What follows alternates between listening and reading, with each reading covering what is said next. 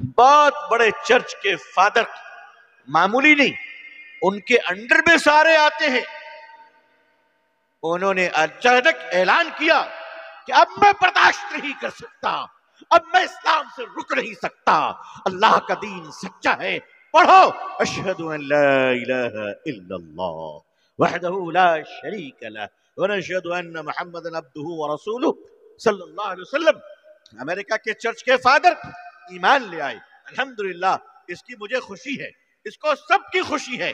मगर कयामत के दिन और कब्र में हमारी माफी का दारो मदार उनके अमल पर नहीं होगा, हमारे अपने अमल पर होगा।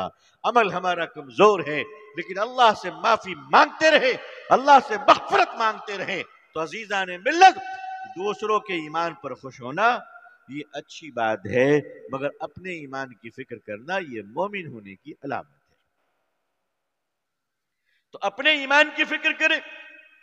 आज हमारी पोजीशन ये है, अभी चंद दिनों पहले की बात है, खैर मैं ये पहले बता दूं, 40-45 साल कबल की बात है कि कनाडा के चर्च के एक बहुत बड़े प्रिस्ट, उन्होंने मुताला शुरू किया।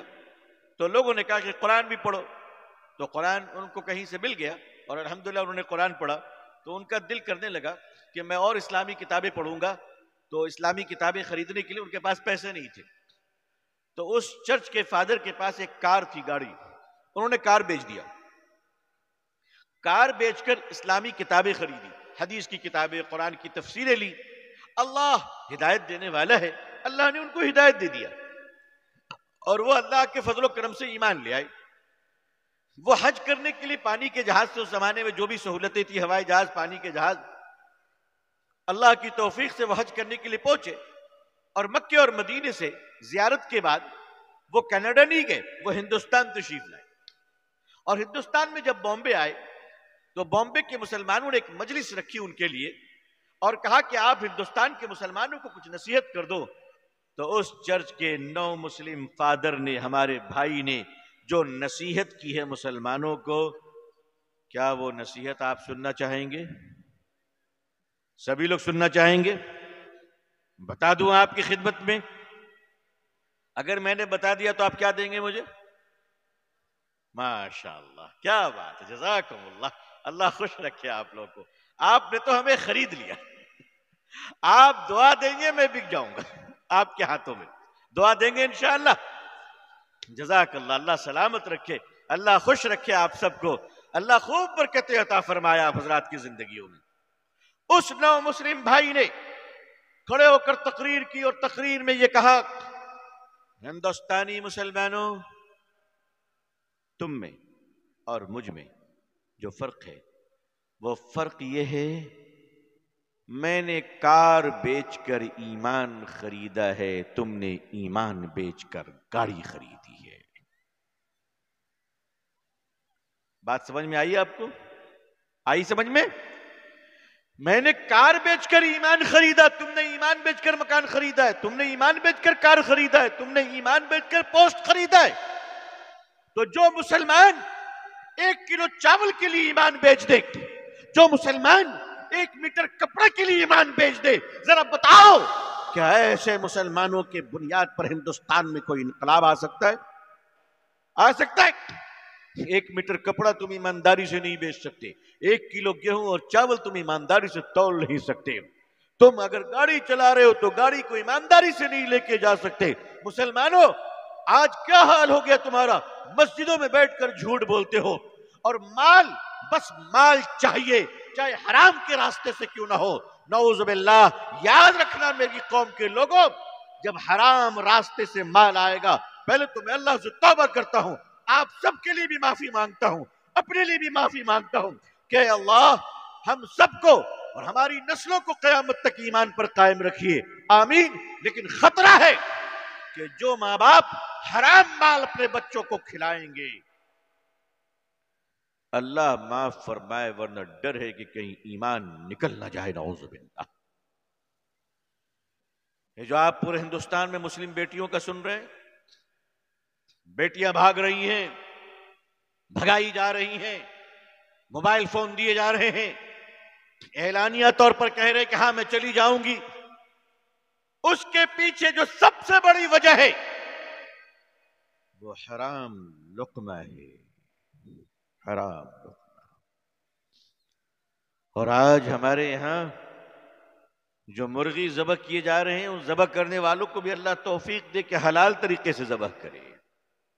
देखो, हलाल गोश्त, ये जो खस्सी का गोश्त है, बकरे का मटन, ये हलाल है अल्हम्दुलिल्लाह, इसका कारोबार भी हलाल है, इसके कारोबार में अल्लाह ने बरकत दी है। जो लोग मटन गोश्त का कारोबार करते हैं, उसकी हड्डियां भी काम में है, उसके चमड़े भी काम में है, उसकी आंतें भी काम में है, उसका सर भी काम में है, सारी चीजें काम में आती हैं। लेकिन उस हलाल को कमाने वाला परेशान क्यों है? परेशान इस तरह है कि वो हलाल गोश्त बेचकर उस पैसे से शराब पीता है, हलाल माल को हराम जगह खर्च करता है, उस माल की बद्दुआ उसको लगती है। आप जरा सोचें कितना नीचे गिरते चले जा रहे हैं हम। हमें इस बात का एहसास भी नहीं। आज मस्जिदों में फितना क्यों है? इसलिए कि मस्जिद में जो आदमी एसी लगाया, अल्लाह जाने उसका कैसा पैसा है, उसकी ठंडी हवाओं में नमाज पढ़ने वालों की नमाज का क्या हाल होगा। पहले मस्जिदें कच्ची थी, नमाजी पक्के हुआ करते थे, अब मस्जिदें पक्की हो गई, नमाजी कच्चे हो गए। अब नमाजों में दम नहीं रहा। वजह क्या है? अजीजान मिल्लत, अपने आप को ईमान की तरफ लौटाइए। मैं आपसे सच कह रहा हूं, हिंदुस्तान का मुसलमान सिर्फ एक काम कर ले, सिर्फ एक काम, वो ये तय कर ले कि हम सच बोलेंगे, झूठ नहीं बोलेंगे। इंशाअल्लाह, इंशाअल्लाह अगर पूरा हिंदुस्तान का मुसलमान सच बोलने लगे तो मैं आपसे अल्लाह की जात पर यकीन रखते हुए कहता हूं कि हिंदुस्तान की हुकूमत मुसलमानों के हाथ में खुद आ जाएगी इंशाअल्लाह। मगर इसके लिए सच्चा बनना पड़ेगा ना। अल्लाह झूठ बोलने वाले मुसलमान को नहीं देंगे। झूठे को हुकूमत नहीं मिलती, अगर मिल भी जाती तो देखो क्या हालत है दुनिया में, मुसलमान कहां पहुंचे। तो आज हुकूमत इन्हीं कमजोरियों का फायदा उठा रही है कि जब तुम दीन पर नहीं चल रहे हो, फजर की नमाज में मस्जिदें खाली हैं, तुम्हारी मस्जिदों में इंतशार है, आपस में तुम बटे हुए हो, आपस में एक दूसरे के खिलाफ हो, सूदखोरी हो रही है, हराम खोरी हो रही है। जब इस तरह की हरकतें मुसलमान करेंगे तो फिर दो बातें हैं।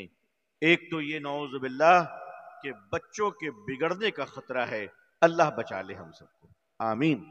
और दूसरा खतरा यह है कि हुकूमत जालिम रहेगी नौज़ बिल्लाह, और जो जुल्म करेगी अल्लाह उसके भी जुल्म से हम सब की हिफाजत फरमाए।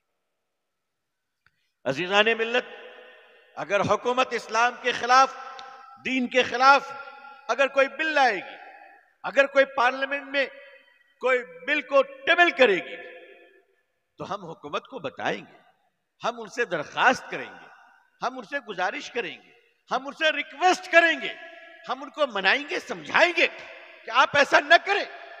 लेकिन मेरी कौम के लोगों, याद रखना मेरे मुसलमानों, अगर तुम दीन पर नहीं चलोगे तो हम तुम्हें समझाने आएंगे, फिर भी नहीं मानोगे, फिर तुम्हें बोलेंगे, फिर भी नहीं बोलोगे, मानोगे, हम तुम्हें बार बार बोलेंगे।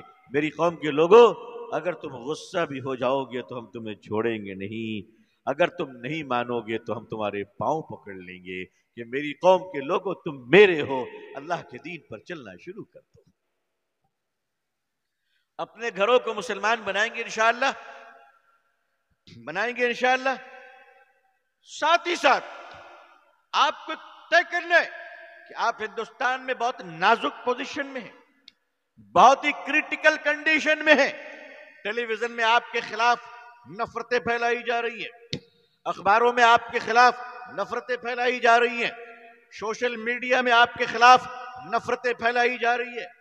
बस में नफरत, ट्रेन में नफरत, हर जगह नफरत, सड़क पे नफरत, हर जगह नफरतें फैलाई जा रही हैं। आप इन नफरतों का मुकाबला कैसे कर सकते हैं? नफरत का मुकाबला नफरतों से नहीं, गंदगी का मुकाबला साफ पानी से किया जाता है। हम लोग इन नफरतों का मुकाबला मोहब्बत से करेंगे, कहिए इंशाअल्लाह। इन नफरतों का मुकाबला हम लोग पाकीज़गी से करेंगे, तहारत से करेंगे, तकवा से करेंगे, परहेजगारी से करेंगे। अल्लाह दस्तो बाजू में ताकत दे तो उस ताकत का भी सही इस्तेमाल कर कर इंसानियत के एहतराम के लिए अपनी ताकत का इस्तेमाल करेंगे इंशाअल्लाह। लेकिन मुसलमानों, आपको फैसला करना होगा। अब आपके पास ज्यादा टाइम नहीं है, अब आपके पास ज्यादा वक्त नहीं है। आपको यह तय करना है कि या तो आप दीन के वफादार बन जाओ, नहीं तो फिर हुकूमत के जुल्म के शिकार बन जाओ। बोलो क्या बनना है? क्या बनेंगे इंशाअल्लाह? दीन के वफादार बनेंगे इंशाअल्लाह। हाथ उठाइए जो दीन के वफादार बनना चाहते हैं। अल्लाह ताला हमारे इस हाथ उठाने को कबूल फरमाए, आमीन। आपको दीन का वफादार बनना है। आप जिस मसलक में भी रहें, जहां भी रहें, ऐलान कर दीजिए कि आप मुसलमान हैं। कहिए इंशाअल्लाह आप मुसलमान हैं। अपने इस्लाम पर कोई कॉम्प्रोमाइज नहीं होगा, कोई कॉम्प्रोमाइज नहीं। आज हमारे सिख भाइयों को देख लीजिए, वो हमसे कम हैं, हिंदुस्तान में वो हमसे कम हैं, लेकिन सिख भाइयों, मैं तुम्हें सलाम करता हूं। इतना कम होने के बाद भी तुमने पगड़ी और दाढ़ी नहीं छोड़ी। और मुसलमानों, थोड़ी ताकत क्या आ गई, दाढ़ी भी छोड़ दी और टोपी भी छोड़ दी तुमने। तुम कहां पहुंच गए? तुम किस रुख पे जा रहे हो? अपने बच्चों की तालीम आप किस तरह देंगे? हिंदुस्तान में कॉलेजेस बहुत हैं, यूनिवर्सिटीज भी बहुत हैं, लेकिन मुसलमानों के पास कॉलेज, यूनिवर्सिटी और स्कूल से ज्यादा कबाब की दुकान है, बिरयानी के होटल है ना? मुसलमानों ने पूरे इस्लाम की बिरयानी बना दी है। मीना बिरयानी, अरफात कबाब, मुजदलफा पराठा, मक्का चाय, मदीना घोल। बोलो है या नहीं? यही तो पहचान है ना हमारा। हमारी पहचान क्या है? हमारी पहचान यही बन गई। यासीन टिकिया है, यासीन टिकिया, रहमान भूना, पूरे कुरान की बिरयानी, कुछ नहीं छोड़ा आपने। मेरी कौम के लोगों, मेरे बुजुर्गों, इस गांव में आपको तय करना है। मैं आपको शहर की बात नहीं कर रहा हूं। ये जो आपका गांव है, जहां 800 से ज्यादा मुसलमानों के मकानात हैं, माशाअल्लाह, अगर 800 मकानात हैं तो इसका मतलब ये हुआ कि कम से कम 10,000 की आबादी है ना? अल्हम्दुलिल्लाह। बोलो 10,000 आबादी के लिए मस्जिद कितनी है? यहां पे कितनी मस्जिद है इस मोहल्ले में? जी 2 मस्जिदें हैं माशाअल्लाह। अब आप लोग ये तैयारी कीजिए कि आपके यहां इंग्लिश मीडियम मदरसा क्या खोलना है। क्या कहा मैंने? नाम को ठीक से सुन लीजिए, बाद में गड़बड़ मत कीजिएगा। आप लोग तो खैर बहुत शरीफ लोग हैं, अच्छे लोग हैं माशाअल्लाह। दूसरे लोग रात में तकरीर सुन के दूसरे दिन चाय की दुकान पे रिहर्सल करते हैं, है ना? चाय की दुकान में गौर करते हैं। नहीं, चाय की दुकान में नहीं, आज गौर करना है आपको इंशाअल्लाह। इसी वक्त गौर करना है, क्योंकि मेरी कौम बहुत डेंजर लाइन पे है, बहुत ही डेंजर लाइन पे है। आपको अपने मोहल्ले में इंग्लिश मीडियम मदरसा खोलना है। इसका मतलब क्या हुआ? इसका मतलब यह है कि आपके बच्चे कम से कम 5 क्लास तक, कम से कम 5 क्लास तक मदरसे में, सरकारी स्कूल का सिलेबस पढ़ेंगे, इंग्लिश में पढ़ेंगे, इस्लाम को सीखेंगे। अब ऐसे स्कूल बनाओ जहां तुम्हारी बेटियां जब एडमिशन ले और क्लास 10 कर कर जब मुसलमान की बेटी निकले, तो जिस वक्त हम अपनी बेटी को क्लास 10 की सर्टिफिकेट देंगे, उसी वक्त हम अपनी बेटी को हाफिज और कारी होने की भी सर्टिफिकेट देंगे इंशाअल्लाह। बोलिए हो सकता है कि नहीं हो सकता है? अरे करने वाला कर सकता है कि नहीं कर सकता है?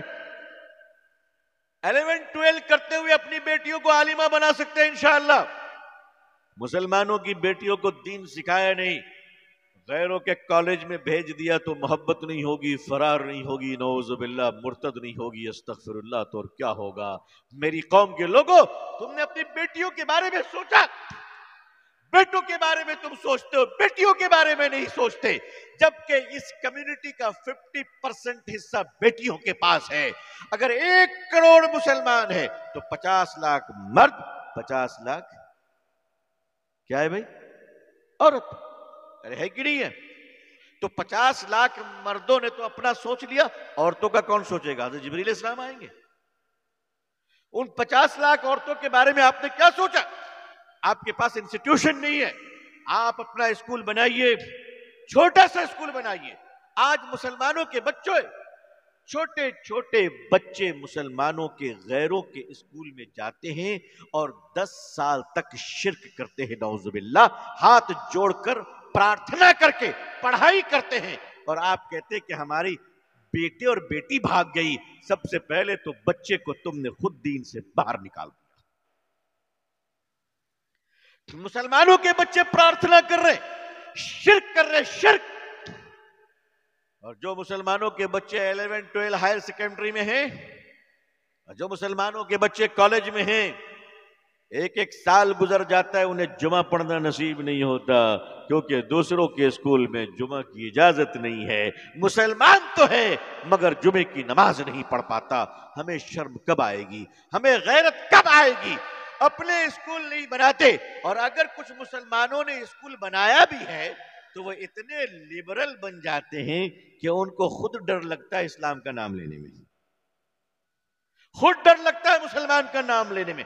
नहीं, मेरे बुजुर्गों, आप अच्छे स्कूल बनाइए, जहां इस तरह के स्कूल हो, जहां क्लास 1 के क्लास के साथ नूरानी कायदा हो।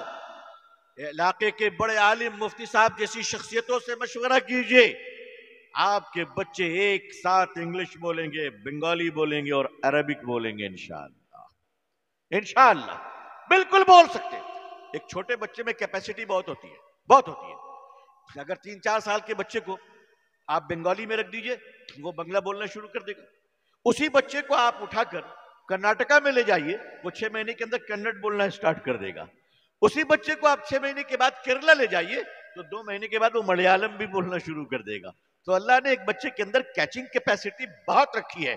आप एक साथ एक बच्चे को 5 लैंग्वेजेस पढ़ा सकते हैं इंशाअल्लाह। लेकिन हमारे पास इंस्टीट्यूशन नहीं, हमारे पास टीचर नहीं है। मुसलमानों, 20 साल आंख बंद करके बोलो बिल्डिंग नहीं बनाएंगे, बोलो गाड़ियों में खर्च नहीं करेंगे, बोलो 53 इंच के टेलीविजन घर में लगाकर अपने घर को थिएटर नहीं बनाएंगे, मोबाइल में पैसे बर्बाद नहीं करेंगे। ऐसे छोटे छोटे स्कूल घर बेच के, जमीन बेच के बनाओ। मेरे बुजुर्गों, पढ़ाओ अपनी बेटियों को। याद रखना, 20 साल के बाद तुम्हारे घरों में इंशाअल्लाह हजरत राबिया बसरिया निकलेंगी इंशाअल्लाह।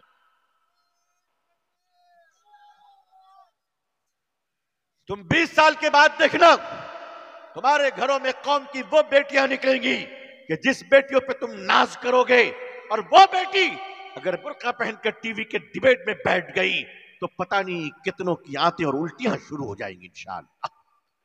याद रखना मेरी बहनों, मुसलमान औरतें जब दीन सीखने के लिए नकाब पहनती है, तो जिस वक्त हमारी बेटियां नकाब में रहती है दीन सीखने के लिए, जिस वक्त हमारी बेटियां नकाब में रहती है, उसी वक्त ये दुनिया अपनी औकात में रहती है। उसे औकात में लाने का ही तरीका है। मुसलमानों, अब आपको इसके लिए तैयार होना पड़ेगा। तैयार हैं इंशाअल्लाह? आप आइए, आपके पास अल्लाह ने जमीनें दी हैं, क्यों नहीं आप हिम्मत करते? मैं नहीं कहता कि आप खैरात में पढ़ाइए, मुफ्त में पढ़ाइए। आप नॉमिनल फीस रखिए ताकि आप टीचरों को अच्छी सैलरी दे सके, मगर कौम को आगे बढ़ाइए। अगर ये कौम दीन के मोहब्बत में आ नहीं पाई तो याद रखो कि फिर नौज़ुबिल्लाह ड्रग्स के नशे की तरफ ये कौम जाने का खतरा बढ़ जाता है। नबी करीम सल्लल्लाहु अलैहि वसल्लम ने मिल्लत इस्लामिया को एक ताकत बनाया, इनकलाब बनाया।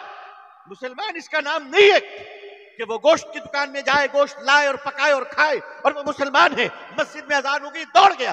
नहीं, तुम्हें जमीन पर सच को नाफिज करना है। ऐ मुसलमान, अगर तेरे रहते हुए जमीन पर सच नहीं बोली जा रही है, ऐ मुसलमान, अगर तेरे रहते हुए एक जानवर पर भी जुल्म हो रहा है, तो तुम्हें अल्लाह के यहाँ जवाब देना पड़ेगा, क्योंकि तुम मुसलमान। एक मुसलमान की जिम्मेदारियां बहुत बढ़ जाती है। अपनी मस्जिदों को मकतब के लिए इस्तेमाल कीजिए। आने वाला टाइम बहुत क्रूशियल टाइम है। गवर्नमेंट ऑफ इंडिया ने पार्लियामेंट में एक लॉ पास किया, NAP, new education policy. Education policy अच्छी है। गवर्नमेंट चाहती है कि हमारे यहाँ के बच्चे इतने पढ़े लिखे हो कि फिनलैंड से आगे हैं, सिंगापुर से आगे हो जाए, होना चाहिए। मैं भी चाहता हूं कि अल्लाह करे कि हमारा हिंदुस्तान सुपर पावर बन जाए, आमीन या रब्बल आलमीन। देश हमारा है, मुल्क हमारा है, लेकिन याद रखिएगा कि आपको अपना ईमान अगर बचाना है, ईमान बचाना है, तो अभी से आपको अपनी मस्जिदों में मकतब के निजाम को मजबूत करना होगा, ताकि बच्चा आपका डॉक्टर बनता है बने, एक मुसलमान डॉक्टर बने, बल्कि बेटियां भी हमारी। आप सोचिए, एक मुसलमान बेटी हाफिजा हो, आलिमा हो और साथ में डॉक्टर हो माशाअल्लाह, और बुर्का पहनकर ऑपरेशन थिएटर में जाएं और किसी मुस्लिम बहन को ऑपरेशन कराने से पहले, एनेस्थेसिया से पहले उसको कलमा पढ़ाएं और अल्लाह की मोहब्बत की तरफ रुजू करें, और वो डॉक्टर हमारी बेटी 2 रकात नमाज पढ़ के अल्लाह से कहे कि अल्लाह ऑपरेशन मेरा काम है, शिफा तेरा काम है। तो बताओ, ऐसी डॉक्टर पर सबको नाज होगा कि नहीं, सबको खुशी होगी कि नहीं कि हमारे मोहल्ले में कितनी अच्छी डॉक्टर है। जब तुम दूसरों की बेटियों को इस तरह देखना चाहते हो, तो आओ मुसलमानों, सब अपनी बेटियों को भी ऐसे बनाओ, इंशाअल्लाह ऐसे बनाइए। इस वक्त दुनिया में ऐसी मुस्लिम औरतें पायलट हैं। मैं दुनिया के एक मुल्क के एयरपोर्ट पे खड़ा था कि जहाज में 2 पायलट बहन खवातीन नजर आई, दोनों औरतें नजर आई। मैंने अपने दोस्त को दिखाया कि देखो, इस जहाज में दोनों लेडी पायलट है और दोनों बुर्के में है माशाअल्लाह, पूरे बुर्के में। मुसलमानों, अपनी बेटियों को पायलट बनाओ, डॉक्टर बनाओ, इंजीनियर बनाओ, फिलोसोफर बनाओ, वकील बनाओ, बैरिस्टर बनाओ, बेटों को बनाओ, जो बनाना है बनाओ, लेकिन सबसे पहले मुसलमान बना दो। मुसलमान बेटियों की तरक्की करना मना नहीं है, बेहया बनना मना है, बेगैरत बनना मना है। इतना इस्लाम डाल दो, इतना इस्लाम डाल दो कि तुम्हारी बेटी अगर कल अमेरिका जाए तो अमेरिका जाने के बाद खुद स्कर्ट पहनने वाली ना हो, बल्कि दूसरों को बुर्का पहनाने वाली हो, इंशाअल्लाह। इंशाअल्लाह आज जलसे का खुलासा यह है कि आप जहां हैं सच्चाई और दीन में, उससे आगे बढ़ना है इंशाअल्लाह। मोहल्ले के अंदर अगर लड़ाई झगड़ा है, उसको खत्म कीजिए। जो लोग लड़वा कर खाते हैं, जो लोग लड़वाने की कमीशन लेते हैं, बड़ा बदनसीब इंसान है जो 2 भाइयों को लड़ाता है, मियां बीवी को लड़ाता है, बड़ा बदनसीब इंसान है। अल्लाह का अजाब आएगा, अल्लाह हिदायत दे, आमीन। मुसलमानों, मस्जिदों में एक जमात बनाओ कि अगर मस्जिद के नमाजी को मालूम हो जाए कि हमारे मोहल्ले में बाप बेटे में बात नहीं हो रही है, तो नमाजी लोगों, नमाज पढ़ के घर मत जाना, पहले उस बाप बेटे के घर जाकर दोनों में सुलह करवा देना इंशाअल्लाह। लड़े हुए को सुलह करवाइए, बात बंद है तो सलाम करवाइए। मुसलमान के रहते हुए, बुजुर्गों के रहते हुए, इमाम साहब और उलमा के रहते हुए मुसलमानों में फसाद हो। मेरी कौम कहां जा रही है? मेरी कौम के फैसले थाना का दरोगा करेगा? क्यों तुम्हारे पास इस्लाम नहीं है? तुम जानते नहीं हो कि थाना में कितना बोझ है? तुम जानते नहीं हो कि थाने में ऑफिसर कम है, बेचारे उन पर कितना बोझ रहता है। दरोगा साहब और ओसी साहब रात में सो नहीं पाते, दिन भर थके रहते हैं, सारी दुनिया की मुसीबत उन पर है, और फिर तुम भी अपना झगड़ा लेके चले जाते हो। अरे तुम थाने वाले पर रहम करो, अदालत वालों पर रहम करो, जज साहब पर रहम करो, और अपने झगड़े को आपस में सुलझा कर खत्म करो, ताकि शैतान को तुमसे खेलने का कभी मौका न मिल सके। इंशाअल्लाह करेंगे, इंशाअल्लाह दिलों को मिलाएंगे इंशाअल्लाह। दिल टूटे हुए लोगों के, एक मुसलमान दूसरे मुसलमान से खुश नहीं है, बहुत दिल टूटा हुआ है, बहुत दिल टूटा हुआ है। हर एक ने हर एक का दिल तोड़ रखा है। कहीं ना कहीं किसी को तो झुककर आगे बढ़ना पड़ेगा भाई, किसी को तो झुककर आगे बढ़ना पड़ेगा। अपने अंदर से निकलो, अपने अंदर से देखो। याद रखना, अंडा, अंडा समझ रहे हैं आप लोग? अंडे को अगर बाहर से तोड़ा जाए तो उसमें जिंदगी नहीं होती, लेकिन अगर अंडे को अंदर से कोई तोड़े तो उसमें से एक जीवन बाहर आया करती है, आती है ना, उसमें से एक जिंदगी बाहर आती है। मुसलमानों, बाहर से हुकूमत तोड़ना चाहती है, कुछ नहीं होगा इंशाअल्लाह। अंदर से तुम अपने नफ्स के खोल को तोड़ दो और कहो झुककर हम आगे बढ़कर लोगों को सलाम करेंगे इंशाअल्लाह। सलाम को आम कीजिए, मोहब्बत को आम कीजिए, मस्जिदों को आबाद कीजिए और अपने बेटे और बेटियों को दुनियावी तालीम दीन के तालीम के साथ दीजिए, ताकि दीन का लिबास इज्जत उसे नसीब हो जाए। दुनियावी तालीम जरूरी है, मैं इससे इनकार नहीं करता, बहुत जरूरी है, लेकिन दुनियावी तालीम इस दुनिया में जीने के लिए जरूरी है और दीन की तालीम दुनिया में भी जरूरी है और जन्नत में जाने के लिए भी जरूरी है। अल्लाह ताला हम सबको और आप सबको, हम सब की आल औलाद और नस्लों को अल्लाह ताला इल्म नाफ़ि अमल सालिह अता फरमाए। अल्लाह पूरी दुनिया में हम सबको इस्लाम की इज्जत देखना नसीब फरमाए, मुसलमानों की इज्जत देखना नसीब फरमाए। अल्लाह अक़वाम आलम